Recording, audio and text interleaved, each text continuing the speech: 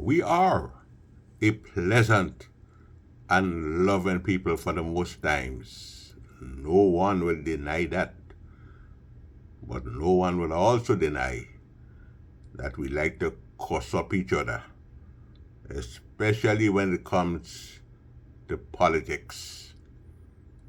I remember one time I saw a woman. She raised up her dress, turned her back, and she opened, or how they call it, for a man, because she was a GULP and the man was a GNP. So she took an extreme measure to show her disapproval. She showed the man where the sun don't shine. But yes, we just cut up each other. So I will reiterate. Some people say reiterate. Like it confuses us with the British pronunciation and the American pronunciation when we lived under both influences. So yes, we are a pleasant and a loving people. No one can doubt that. But there were times, partner, compare, when niceness took a backseat. Every time women and men began cussing, boy, the grenadian warmth was temporarily halted and placed on the back burner. Cussing is as grenadian as mace, don't doubt me. There was a time when Grenville Street in St. George's was called Korea. Who remembers that? And a part of Guave was called Belfast. Well, no one bothered to draw a 38 parallel as was done in Korea. We had to learn some history. Eh? You see, Hudson George, that man knows a lot of history. You may not like his views, but he knows a lot of history. One who travels through Guave might chance to witness a bacchanal in progress. Then the thought is, hey boy, them Guave people could curse we. But hold on. Don't fool yourself. The people using the sailor words might not be from Guave at all. Perhaps they just ended up there. So don't be too rough on Guave people until you are sure who are the ones using those 4-letter words, those big bad words. We call it bad words, obscene language. Now, when one stands in Central, which is located in Guave, and hears all those words banging against the eardrum, the bad words are probably from people who hail from Grand Roy or Victoria. Them Grand Roy people, but just settled in Guave. Well, if you got into that fella, a guy called Sapote or Shaw's Way, and I'm sure they are past, you are in for a good tongue lashing. What some of us call a verbal planas.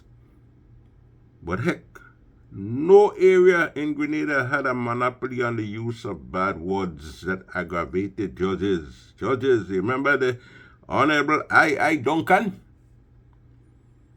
Now, when the women started cussing on Cooper Hill, boy, mangoes used to fly off Teresita's mango tree.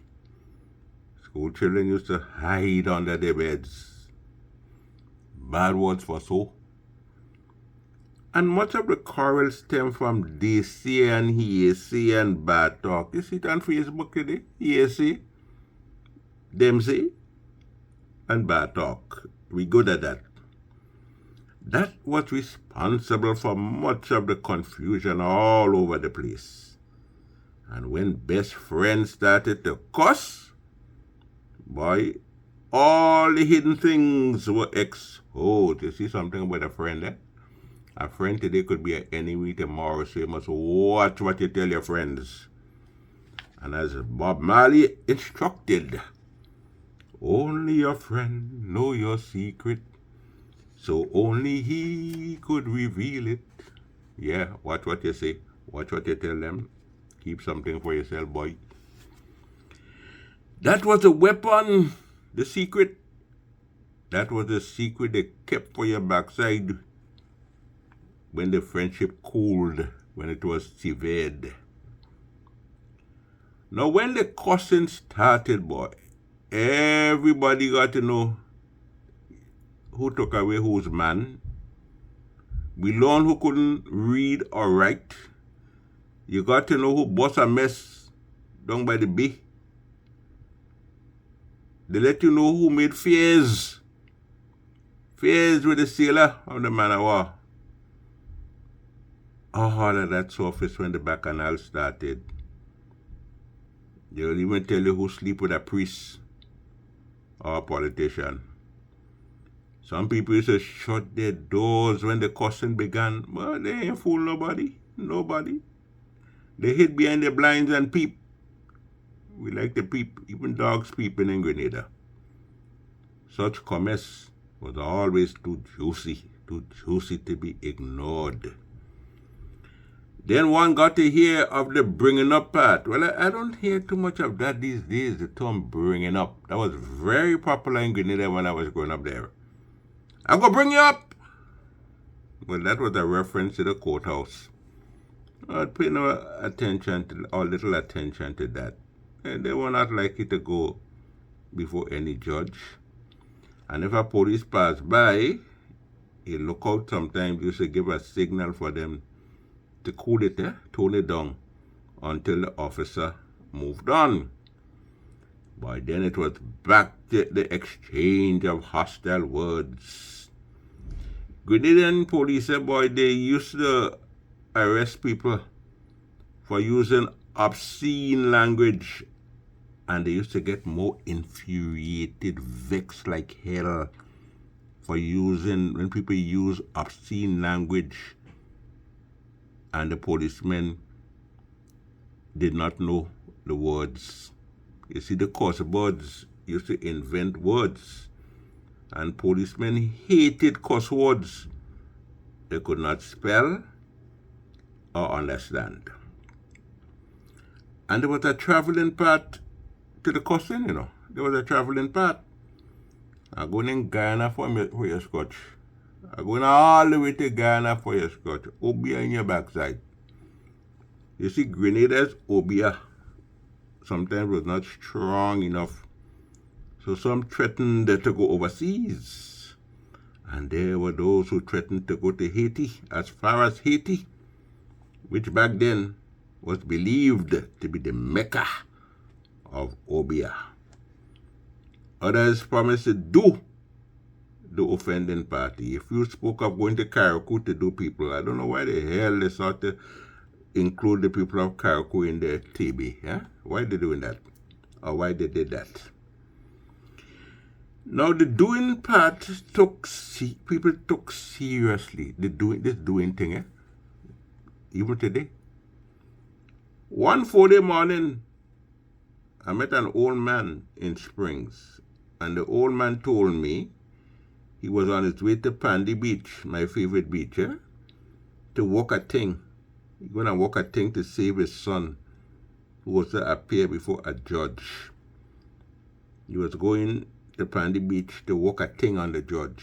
Watch out when somebody walk a thing on you, if you believe that. He was carrying 2 brown eggs and a bottle of rum, carrying all of that to do the judge. Well, election time was a big time for cussing back then, and still is. A lot have not changed. It was a time when grown men and women argued and cussed each other over politics. Back then, the cussing was mostly between GNP and GULP political parties. The other P's had not arrived on the scene as yet. And when the election was over and the political candidates were knocking glass, people were still cussing each other and threatening to bust each other's head. Cussing lasted a few minutes, and sometimes it lasted for several hours. Well, rum shop cussing was the worst. Rum shop cussing lasted for years. Now some just cuss until they got tired. But rum shop cussing, that lasted for years. You'd be passing by a rum shop, especially if you came from overseas and somebody called, "Hey, Wendell boy, come and hear that, come and hear that." What you going on here? Bad word, you know. And it did not take too much to ignite a quarrel in a rum shop. Take this for instance. A man who was offered a drink and called for expensive whiskey. "Give me a Hennessy there, man. Give me a Hennessy." And he was accustomed to drinking Clark's Court or River Antoine rum.